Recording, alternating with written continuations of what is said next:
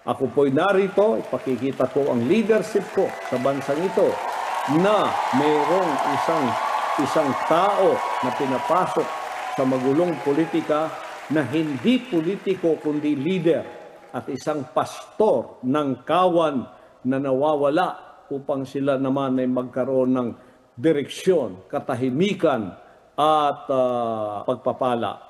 Kasaganaan ang kanilang mararamdaman at ang hinaing ng taong bayan ay mga sentimento ng dissatisfaction. Sapagkat wala pong leader. Maraming politiko ang bansang ito pero walang leader. Ako ay hindi po politiko, ako ay isang leader.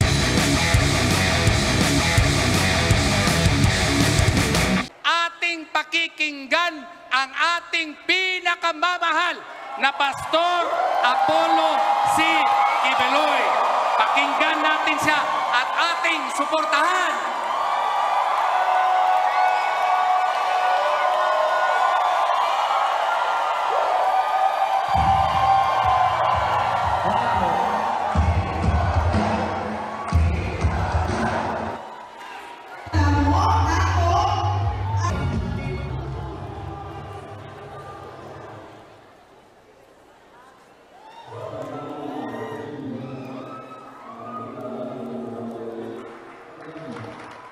Purihin ang dakilang Ama, mga kapatid, mga sons and daughters sa buong Pilipinas at sa buong sanlibutan. Ako po ay narito ngayon para sa ating proclamation rally ngayong araw na ito, February 11, at ako ay nagpapasalamat na kayo ay nandito upang suportahan ang ating bagong misyon sa buhay na pinagkaloob ng ating dakilang Ama sa atin. So dito po sa NCR, nasa Inaris Gym tayo, Pasig City, sa Luzon, sa Sindalan Gym, San Fernando, Pampanga, Barangay Columbus Gym, naman sa Kasiguran, Sorsogon. At sa Visayas, sa GNJ Basketball Court, Liloan, Cebu, Barangay Macabog Gym, Ormoc City, 3K Sports, Sincang, Bacolod City, at San Miguel Gym, Iloilo City. Sa Mindanao naman po, sa Barangay Lower Dicayas, Dipolog City, Barangay Santo Niño Gym, Coronadal City, Barangay Lapasan Gym, Cagayan de Oro City, at Capitol Gym sa Butuan City. Sa Davao City po, diyan sa Barangay Cogon Gym, Digos City, Toril Gym, Davao City, Barangay La Pilipina Gym, Tagum City. Mahalaga po ang araw na ito pagkat ngayon ang opisyal na paglulunsad natin sa kandidatura ng inyong pastor. Marahil maraming nagtatanong sa inyo bakit humantong tayo sa ganitong panibagong misyon ng hinirang na anak. Alam ninyo, ang aking pong calling at ang lahat ng aking mga layunin at lahat ng mga kaganapan sa aking buhay, itong lahat ay may basbas at may kalooban ng dakilang Ama. Kaya ako po ay nagpapasalamat na ako'y naunawaan ninyo kahit na ang panahon natin ngayon ay glorification era. Ito ay kabahagi na ng glorification era na merong mga panibagong misyon na binibigay ang dakilang Ama sa akin na kung minsan ay hindi pa natin nauunawaan sa pasimula, ngunit ang direksyon ng aking buhay ay talagang papunta doon na kahit ako sa pasimula ay hindi ko nga alam, ngunit ang sabi ng banal na aklat, the steps of righteous man are ordered by the Lord. So lahat ng ating mahakbangin, itong lahat ay may mga pagkakaloob ng Diyos na hinirang niya at kanya itong mga kalooban. Tulad nung ako ay nasa pasimula pa lang ng aking paglilingkod, ministry, ako ay nasa denominasyon. Alam ninyo kung saan ako nanggaling at naging matagumpay ako sa aking pagiging evangelist sa denominasyong yon hanggang sa ang lahat na yata ipagkakaloob na nila sa akin sapagkat naging matagumpay ako sa aking misyon sa pagiging ebanghelista ko sa mga panahong yon sa aking denominasyon. Hanggang humantong sa panahon na parang lahat ibibigay na nila sa aking kamay ang tugatog ng tagumpay. Ngunit sa kalagitnaan noon, sa hindi inaasang pagkakataon ay kinuha ako ng dakilang ama. Nagkaroon ng problema at to make the story short, humantong nga ako sa kitbog na hindi ko inaasahan na kung ako lang ang masusunod, labag sa aking kalooban yon. Pero may kapangyarihang humahatak sa akin papunta doon at pinili ko ang kanyang kalooban nung nalaman kong siya talaga ang may akda nito at siya ang may kalooban nito na sa loob ng 1 taon ay pinaunawa ng dakilang ama sa akin. At sinunod ko ang kanyang dakilang kalooban sa 2 bundok sa 6 na taon. Ako po ay nagdusa. Ako ay dumaan sa mga kapagsubukang mabibigat mula sa buhay na may pribilehyo sa aking denominasyon ay humantong ako sa buhay na parang kinawawa, parang pinarusahan o kaya inusig at itinakwil. Ngunit hindi ko alam na yung palang kapagsubukan na yon ay merong ibig sabihin sa aking buhay. Bakit ako in-isolate ng dakilang ama? Sapagkat nung ako ay pumasa sa mga kapagsubukang yon na anumang gawin ng kaaway ng aking espiritu na walang iba kundi si Satanas, ay hindi natinag ang aking pangakong ako'y susunod sa kanyang dakilang kalooban, ipinagkaloob sa akin ang bansang kaharian.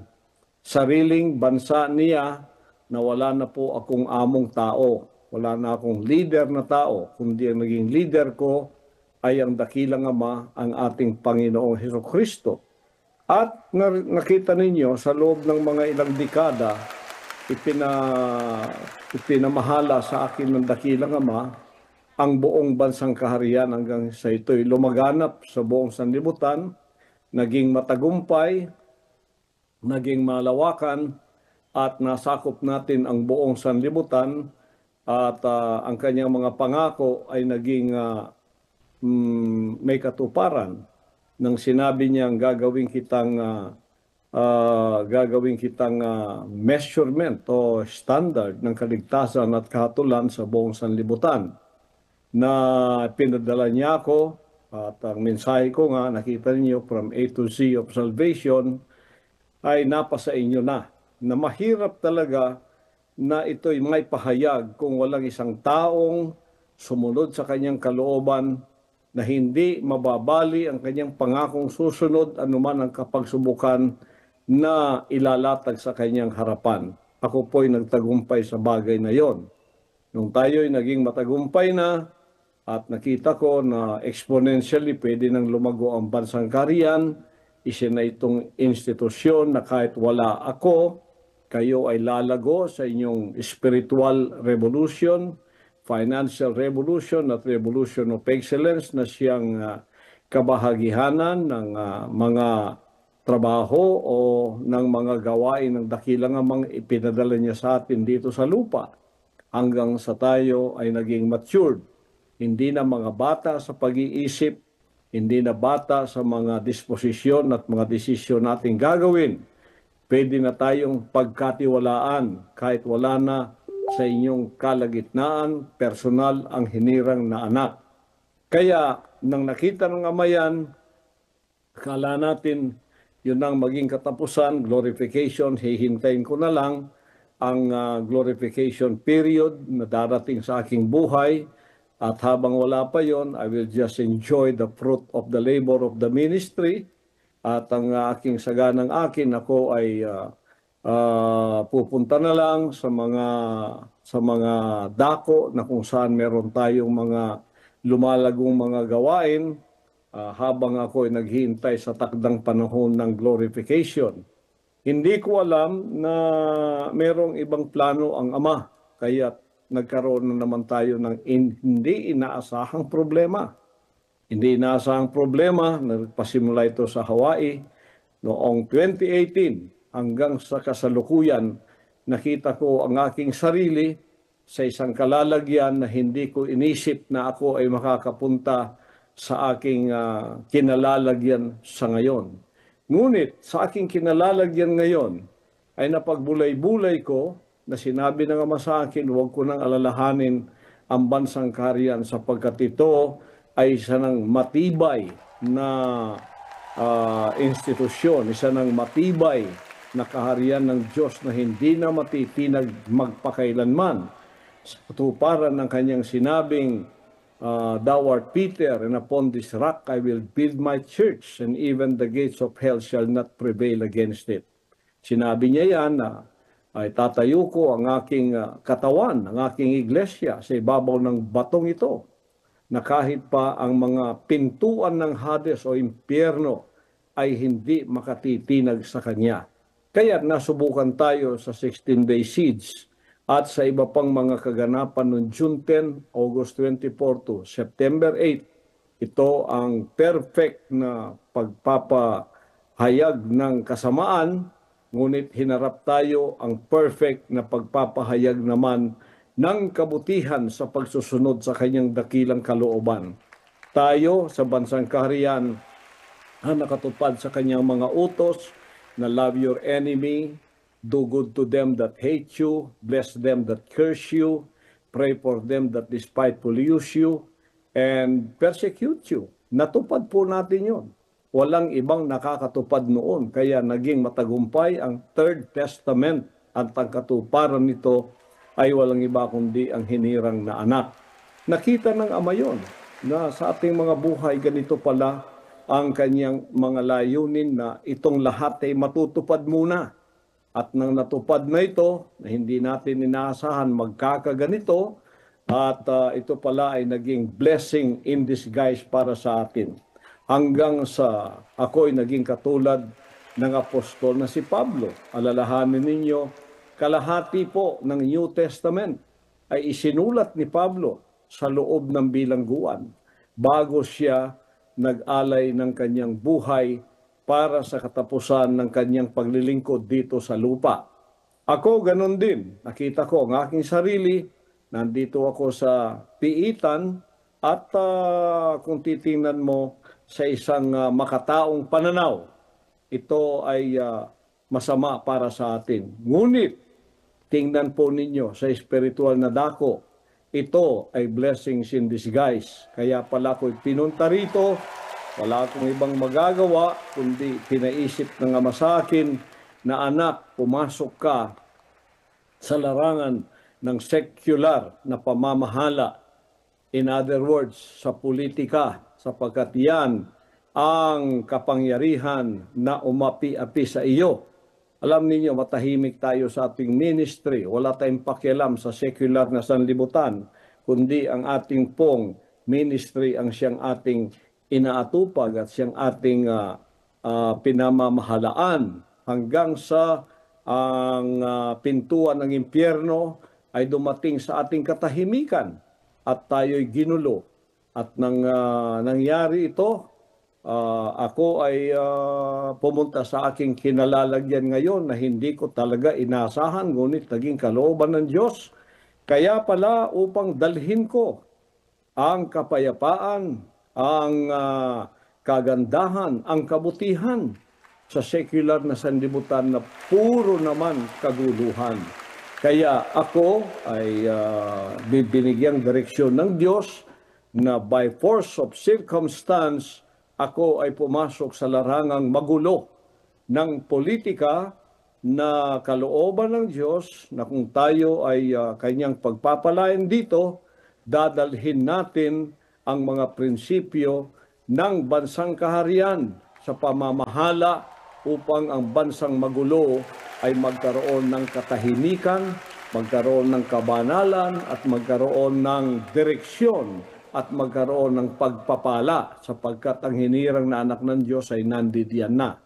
Binigyan tayo ng financial na kapangyarihan, binigyan tayo ng media kapangyarihan, binigyan tayo ng material na kapangyarihan, binigyan tayo ng spiritual na kapangyarihan. Ngunit political na kapangyarihan ay hindi pa napagkaloob sa hinirang na anak na siyang ginamit ng masama upang tayo ay api-apihin, upang tayo ay kunan ng hustisya. At ngayon, ako ay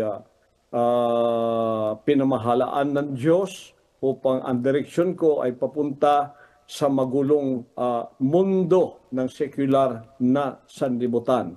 Katuparan din ito ng sinabi niyang iiwan niya ang kanyang tupang 99 na nasa kasiguruhan, nasa kaayusan, nasa prosperity, nasa peace, stability, at siya hahanapin niya ang isang nawawala.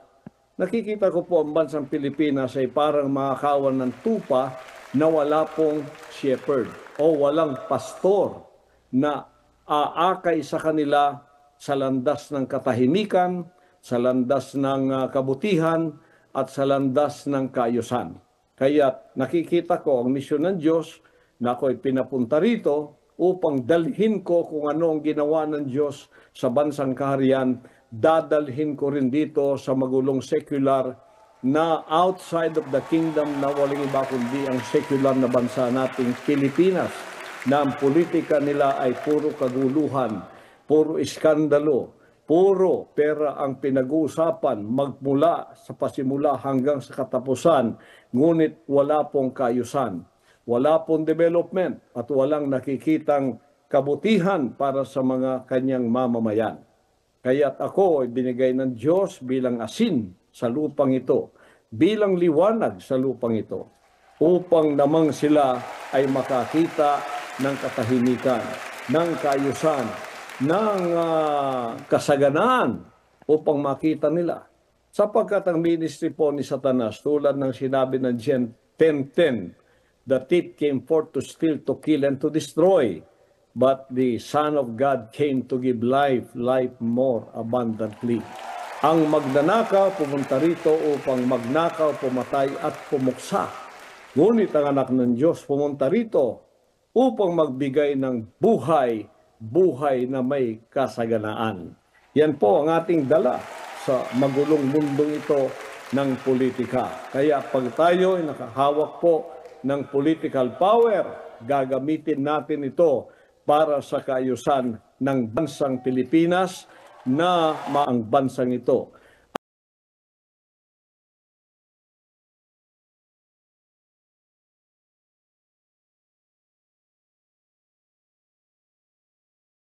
At yan po ay nasa plano ko ng lahat.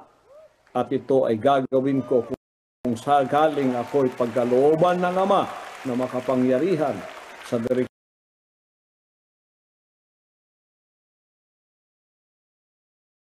niya sa akin na tayo ay mailuluklok bilang senador at isang araw ay baka mataas pa riyan para makita naman nila kung ano ang ginawa natin sa KOJC ay ganun din ang gagawin natin sa bansang secular ng kung ano ang ginawa natin sa KOJC ay ganun din ang gagawin natin sa bansang secular na nagmumula sa kaban ng bayan kung sakaling tayo ay pagpapalayang makaluklok para sa kaayusan at sa prosperity ng bansang Pilipinas. Upang ang mga tao naman dito ay makakita na meron talagang isang leader na kahit na wala na ang tunay na leader natin, ang Pangulong Duterte, na siyang nagpakita ng tunay na leadership. Ngunit sa kasamang palad, 6 na taon lamang siya. At ngayon nakikita natin na para tayong isang manok na walang ulo na tumatakbo at walang direksyon. Ngunit nakita ko na kalooban ng Ama na ako'y papapasukin dito sa magulong mundo ng politika upang tulad ng sinabi ko, magbigay ng direksyon, magbigay ng kayusan, at magbigay ng development sa bansang ito hanggang ito ay maging isang first world country na zero ang korupsyon, malinis, walang basura, maganda, maayos, ang mga estero, malinis, coastal, malinis, nagtatanim ng puno araw-araw at nagpapaganda sa ating bansang Pilipinas na tinatawag nating bansang mahal natin. Kaya ako po ay nandirito ngayon tulad ng ministry ng hinirang na anak. Alam ninyo, ang threefold ministry ng hinirang na anak ay Mosaic, Solomonic, at Prophetic. Sa Mosaic, eto na nga, si Moses lumaki sa Ehipto. Pagkatapos, dumating ang problema after 40 years ng kanyang buhay doon bilang isang prinsipe ng Ehipto. At kinuha siya ng Diyos mula sa kanyang karangyaang buhay. Nagkaroon ng problema, nakita niya ang kanyang sarili at the backside of the wilderness. Nandun po siya sa ilang. Biro ninyo ang problemang yon na mula sa karangyaan, nakita niya, nag-iisa na lamang siya ngayon. Kaya pala, nagkaroon ng problema dahil may plano ang Diyos sa kanya na siyang gagamiting tagapagligtas ng bayang Israel dahil sila ay nasa pagkakaalipin sa kamay ng Ehipto. So, si Moses, isang araw, nakarinig ng tinig at sinabi, Moses, nakita kasi niya ang isang nag-aalab na tanim na hindi naman nasusunog at kanyang nilapitan ito at narinig niyang boses ng Diyos na sinasabing, alisin mo yung panyapak sapagkat ang lupang iyong tinatapakan ay isang banal na lupa. Iyon ang misyon ng Diyos sa kanyang tinawag siya at binigyan ng direksyon upang bumalik sa Ehipto na magulo, na secular, upang iligtas ang kanyang bayan para sa pagkakaalipin na mawala sila at sila ay pwedeng magsamba o maglingkod sa Diyos na wala pong nag-aalipin sa kanila. Sa aking Mosaic Ministry, ako ay pababalikin sa secular na sanlibutan. At ako ay gagamitin niya ang leadership ng hinirang na anak na hindi na pwedeng bilhin, hindi na mababali pa, hindi na pwedeng i-bribe ng pera, hindi na pwedeng takutin pa, hindi na pwedeng i-terrorize pa para sumunod sa masama. Ako ay magpapatuloy sa kabutihan, magpapatuloy sa kagandahan, magpapatuloy sa kayusan, at magpapatuloy sa pagpapala na ibubuhos ng Diyos sa bansang ito. Once na namulat ang mata ng mga Pilipino na kailangan nila ang leader na katulad ko. Upang namang makatikim sila o makaranas ng pagpapalang atin ang dinanas sa ating bansang kaharian, ang KOJC. Kaya ako'y naririto ngayon para sa mission na ito na pinakita ng Diyos sa akin na gusto ko ano hindi sapagkat wala po akong planong hindi pa rin ako politiko. Ako ay isang leader. Huwag ninyo akong tawaging politiko kahit ako'y pumasok sa politika sapagkat hindi po ako traditional na politiko na papasok lang sa politika upang ang layunin ay magpayaman sa sarili, magnakaw sa kaban ng bayan at manlinlang sa mga tao. Ako po'y narito, ipakikita ko ang leadership ko sa bansang ito na mayroong isang tao na pinapasok sa magulong politika na hindi politiko kundi leader at isang pastor ng kawan na nawawala upang sila naman ay magkaroon ng direksyon, katahimikan at pagpapala. Kasaganaan ang kanilang mararamdaman at ang hinaing ng taong bayan ay mga sentimento ng dissatisfaction. Sapagkat wala pong leader. Maraming politiko ang bansang ito pero walang leader. Ako ay hindi po politiko, ako ay isang leader. Na pagka namulat ang mata ng Pilipino at ako ay binoto sapagkat daraan tayo sa voting process, election process. Kasi kung ang Diyos lang talaga ang matutupad dito at hindi nadadaan sa kamay ng tao, kaagad-agad ako ay maglilingkod sa inyo ng tuwiran. Pero dadaan pa tayo, ako'y nananalangin na sana mabuksan ang mga mata ng tao para makita nila ang leadership ng anak ng Diyos na naranasan lang sa loob ng bansang kaharian. Nga ako'y pinalabas ngayon para ang leadership na ito ay maipamudmud ko naman sa bansang Pilipinas na napakaraming politiko pero wala pong leader. Kaya merong dissatisfaction, merong poverty, merong division at merong pagkakaniya-kaniya. Ito po ay mawawalang lahat once na tayo ay nailuklok na sa Senado at nagkaroon ng kapangyarihan upang may sakatuparan ang mga plano nating puro kabutihan para sa ating bansang Pilipinas. Nagpapasalamat ako na ngayon ang bagong misyon na pinagkaloob sa akin habang ako ay nasa glorification era ay magiging kabahagi ito ng kasaysayan ng bansang kaharian na isang araw merong isang tulad ni Moises na ipinadalang muli sa sekular na sanlibutan ng Ehipto at iniligtas ang kanyang bayan sa pagkakaalipin ng mga nang-aalipin sa kanila sa karukhaan, sa panlilinlang, sa kawalang direksyon at walang kasaganaan. Tingnan ninyo, napakalit ng bansa natin, napakayaman natin sa natural resources. Bakit 87% ay nasa karukhaan pa rin? Divided into A, B, C, D, E. A, B, wala tayong problema, puro mga milyonaryo yan. Ang C, D, E, yan po ang 87% na puro nandyan ang problema ng karukhaan, droga, krimen, at ang kawalan. Nandiyan lahat. Bakit? Sapagkat wala pong leader. May paminsan-minsang leader tulad ng ating Pangulong Duterte, ngunit 6 na taon, pagkatapos ng 6 na taon, balik na naman tayo sa cycle ng kaguluhan, sa cycle ng awayan, ng bangayan, ng iskandalo, ng pera ang pinag-uusapan. Dapat ang pag-usapan natin, ang pera, pumunta, napagaganda ng ating mga daan. Kahit saan ka pumunta, pwede kang magkotse. Nagkakabit-kabit na ang ating mga isla.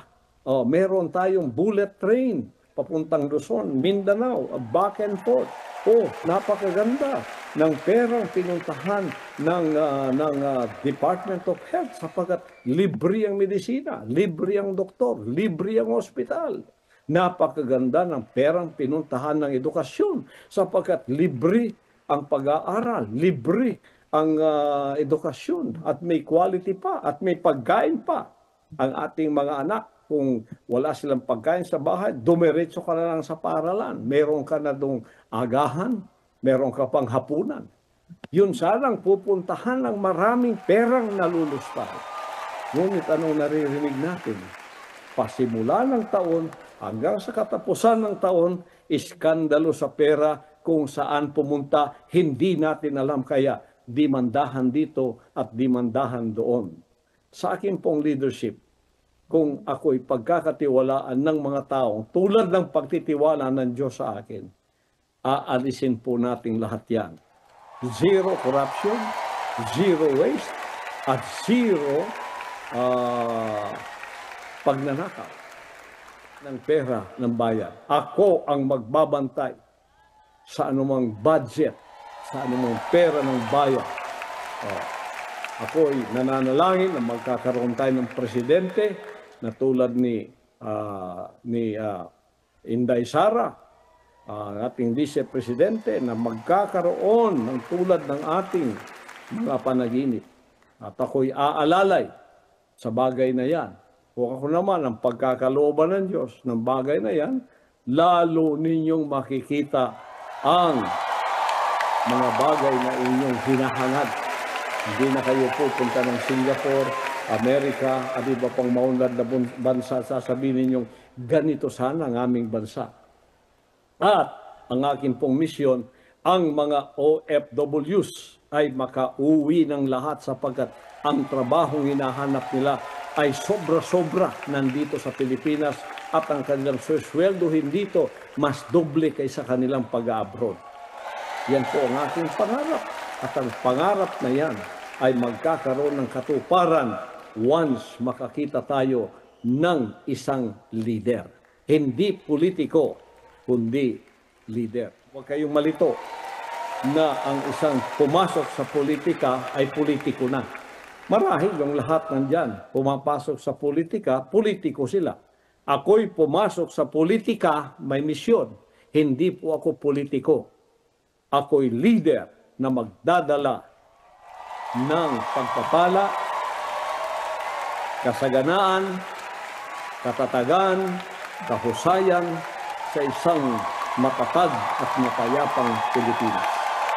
Kaya sa proclamation rally na ito, idalangin natin na itong nasa puso ko at isip ko ay kapagtagumpayan ng Ama na ako ay may luklok sa kapangyarihang yan na magagawa ko ang gusto kong gawin na meron po akong plataforma bilang senador o kaya presidente. Panaginip at pangarap ko. So, buri na Ama, mga kapatid. Salamat din sa lahat ng mga kapatiran, lahat ng mga full-time miracle workers na ngayon ay gagala sa buong Pilipinas, house to house. Sa lahat ng mga leaders, coordinators, ministers, at di lang dito sa Pilipinas, kundi sa buong sanlibutan. Sa lahat ng mga foot soldiers, sa lahat ng Purple Army na gagala sa buong Pilipinas at ipakilala ang leadership ng inyong hinirang na anak, ang inyong pastor. At ako'y nagpapasalamat na doon po sa Amerika, sa New York, sa Times Square, nandoon ang ating advertisement. Sa buong Amerika ay malawakan din po ang kanilang house to house sa lahat ng mga Pilipinong pwedeng bumoto at di lang sa Amerika kundi sa iba't ibang panig ng buong daigdig na mayroong mga Pilipinong pwedeng bumoto at active po tayong lahat. Kaya huwag kayong magpapaniwala sa mga survey na ganito at ganon. Huwag po, sapagkat yan ay mind conditioning lamang. Kita ninyo sa mga survey na ginagawa natin, na tunay na survey na walang bayad. Panalo po tayo. At ang Diyos ang mayakda nito at nananalangin tayo na kahit nadayain tayo nang dahil sa tayo ay napakalakas para sa kampanyang ito, ay hindi na po kayang dayain tayo. Sapagkat may kalooban ng Diyos. Yan ang kaibahan ng may kalooban ng Diyos. So para po sa inyong lahat mga kababayan at mga anak ng Diyos sa buong Pilipinas at sa buong sanlibutan, hindi ko lang iniisip na ito isang secular political na misyon. Ito ay isang spiritual na misyon para sa akin. Dadalhin yan sa secular na sanlibutan para kung ano ang nagawa ng Diyos sa pamamagitan ng leadership ko sa KOJC, ganon din ang aking leadership na gagawin sa buong Pilipinas. Exhibit A po ang KOJC. Mapayapa, maunlad, may kasaganaan, merong katahimikan, at merong direksyon, at merong pagmamahalan sa isa't isa. Yan ang nawala sa atin, ng pagmamahalan. Puro hate ang ipinunla sa atin ng espiritong masama. Kaya hindi po natin tatantanan ang espiritong nagdadala ng pagkapuot, hatred. Yang mga espiritu ng komunista ay espiritu ng hate to one another. Andalo ko po sa Pilipino, love one another. At yan ay ating pong ipakikita sa pamamagitan ng ating leadership. Kaya dumalangin tayo na kasihan ng Ama, pagpalain, pangunahan ng daanan, hinirang anak para sa bagong misyon ko sa bansang Pilipinas. Purihin ang dakilang Ama para sa Diyos at Pilipinas nating mahal. Ang pagpapala ng dakilang ang mga ating Panginoon sa Kristo, mapa sa ating lahat. Mabuhay po tayo, ating pagyaon at sa ating pasimula ng opisyal, ng pagpapasimula ng campaign period. Kayo ay gagamitin ng dakilang Ama na kahit hindi ako personal na makapunta sa mga lugar, ay kayo na ang magiging representante ko para makilala nila ang leadership ng Hinirang Nanak para sa pagtakbo natin sa Senado. Puri ng dakilang Ama, binabalik kong lahat ng kapangyarihan, kaluwalhatian sa kanyang mapagpala at dakilang pangalan. Amen.